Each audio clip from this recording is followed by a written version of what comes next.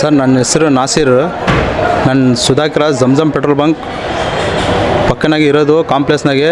ನಾನು 4 ವರ್ಷದಿಂದ ಅಲ್ಲಿ ಹೋಟೆಲ್ ನಡೆಸ್ತಾಯಿದ್ದೆ ಸರ್. ಅದು ನಡೆಸ್ತಾಯಿದ್ರೆ ಅದು ರೀಸೆಂಟಾಗಿ ನನಗೆ ರೆಂಟು ಜಾಸ್ತಿ ಮಾಡಿರಿ ಅಂತ ಹೇಳೋರು ಸರ್. ಅವರು ರೆಂಟ್ ಜಾಸ್ತಿ ಮಾಡ್ರಿ ಅಂದು ಅಗ್ರಿಮೆಂಟ್ನಾಗೆ ಇರೋದು 20,000 ಸರ್. ನನಗೆ 62,000 ಕೊಡ್ರಿ, ಇಲ್ಲಾಂದರೆ ನಾವು ಬೇರೆಯವ್ರಿಗೆ ಕೊಟ್ಬಿಡ್ತೀವಿ, ಬೇರೆಯವ್ರು ಕೇಳ್ತಾಯಿದ್ದಾರೆ ಹೋಟ್ಲವರು ಅಂತ ಹೇಳ್ತಾಯಿದ್ದಾರೆ ಸರ್. ಅದಕ್ಕೋಸ್ಕರ ನಾನು ಏನು ಹೇಳಿದೆ, ನನಗೆ 62,000 11 ತಿಂಗಳ ಕಟ್ಟಿವಿ ಸರ್.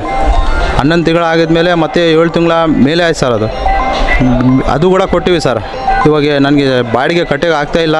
ಅದಕ್ಕೋಸ್ಕರ ನಾನು ಬಿಟ್ಬಿಡ್ತೀನಿ ಅಂದರೆ ನನ್ನದು ಅಡ್ವಾನ್ಸ್ ಕೂಡ ವಾಪಸ್ ಕೊಡ್ತಾಯಿಲ್ಲ, ನಂದು ಸಾಮಾನು ಕೂಡ ವಾಪಸ್ ಕೊಡ್ತಾಯಿಲ್ಲ ಸರ್. ಅದಕ್ಕೋಸ್ಕರ ದಯವಿಟ್ಟು ನಾನು SP ಸಾಹೇಬ್ರ ಹತ್ರ ಕಂಪ್ಲೇಂಟ್ ಕೊಟ್ಟಿವಿ, ಕೋಲ್ಬಾರ್ ಸ್ಟೇಷನ್ ಕೂಡ ಕಂಪ್ಲೇಂಟ್ ಕೊಟ್ಟಿವಿ. ಅದು ಕೊಟ್ಟಿದ್ರೆ ಕೂಡ ಪೊಲೀಸ್ಗರು ಕೂಡ ನನ್ನ ರೆಸ್ಪಾನ್ಸ್ ತೊಗೊಳ್ತಾ ಇಲ್ಲ. ಅದಕ್ಕೋಸ್ಕರ ನಾವು ಮೀಡಿಯಾ ಹತ್ರ ಬಂದೀವಿ. ದಯವಿಟ್ಟು ನಮ್ಮದು ಲೋಕಲ್ ಲೀಡ್ರ್ ಕೂಡ ಸ್ವಲ್ಪ ನೀವು ಹೆಲ್ಪ್ ಮಾಡಿರಿ ಸರ್.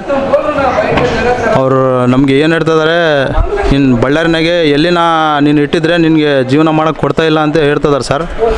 ಅವ್ರ ಓನರ್ ಹೆಸರು ಆಯಿಷಾ ಬೇಗಮ್, ಅವ್ರ ಅಣ್ಣ ಹೆಸರು ರಿಜ್ವಾನ್ ಉಮರ್, ಎಕ್ಸು ವಕ್ಫ್ ಚೇರ್ಮನ್ ಸರ್.